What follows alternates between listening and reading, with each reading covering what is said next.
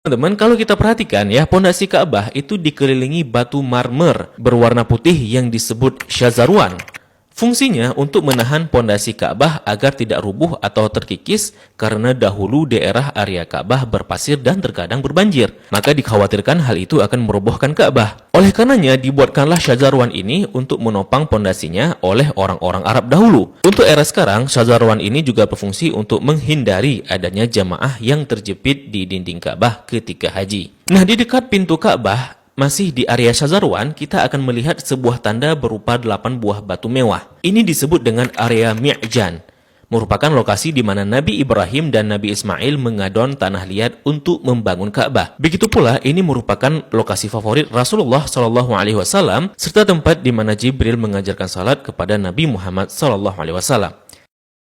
Kain yang menyelimuti Ka'bah ini disebut dengan kiswah. Orang yang pertama kali menyelimuti Ka'bah dengan kiswah merupakan seorang raja dari Himyar yang bernama Tubba Abu Karb. Dahulu, orang-orang Arab menggantung syair-syair terbaik mereka di dinding Ka'bah sebagai bentuk kebanggaan budaya peradaban mereka dalam bidang sastra. Dan tahukah teman-teman, jika warna kiswah tidak selalu hitam, pada awalnya berwarna putih bergaris merah dari Yaman, kemudian menjadi putih, menjadi merah, kuning, hijau, dan yang terakhir hitam hingga sekarang.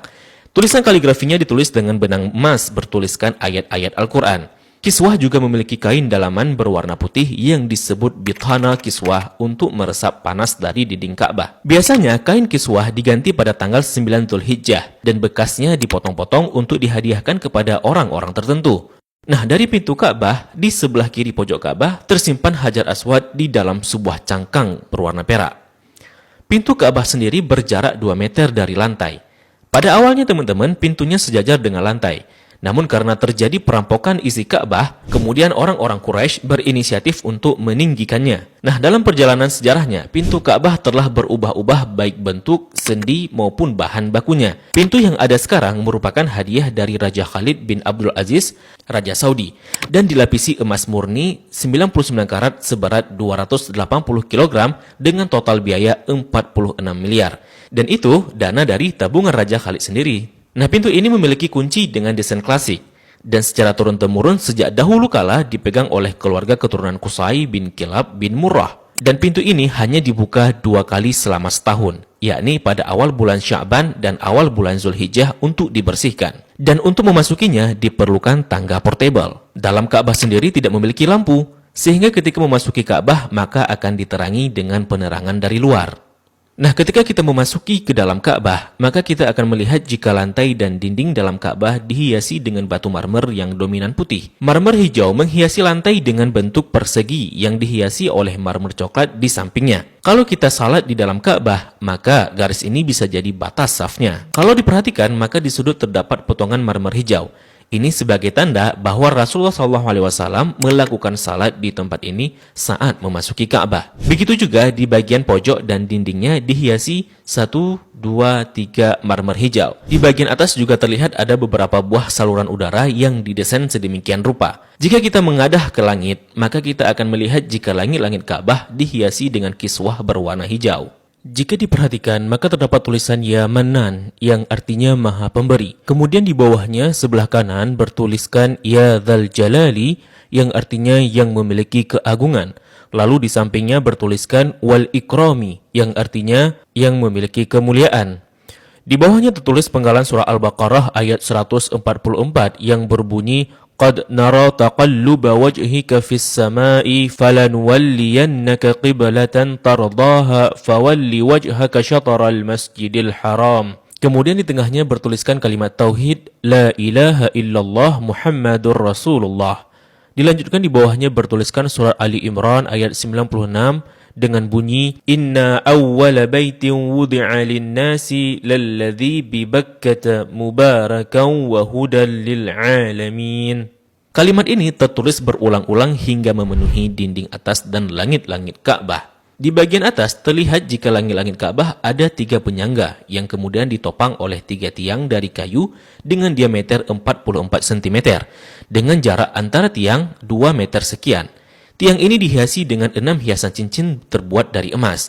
Bagian bawah pondasi tiang berbentuk kotak yang besarnya dapat diduduki oleh orang dewasa. Orang yang pertama kali memasang tiang di dalam Ka'bah adalah Abdullah bin Zubair saat pertama kali memugar Ka'bah selepas wafatnya Rasulullah Sallallahu Alaihi Wasallam. Di bagian atas tergantung harta karun berupa kendi-kendi atau lentera kuno yang terbuat dari emas dan perak, merupakan hadiah dari pemimpin-pemimpin negeri Muslim pada masa lalu.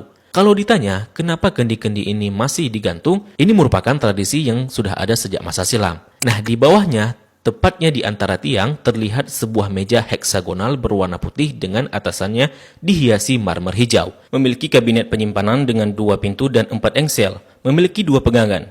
Ini berfungsi untuk menyimpan bukhur dan minyak wangi seperti kasturi, ember, gaharu, dan sebagainya yang nantinya digunakan untuk mencuci dan membersihkan Ka'bah. Dan ini merupakan wadah untuk menaruh wangian. 2 sisi dinding Ka'bah terdapat 1, 2, 3, 4, 5, 6, 7, 8, 9, 10 buah plakat yang tertempel di dinding Ka'bah dengan warna yang berbeda dan terbuat dari batu alam. Salah satu yang mencolok adalah plakat yang tepat berada di depan area Rasulullah SAW.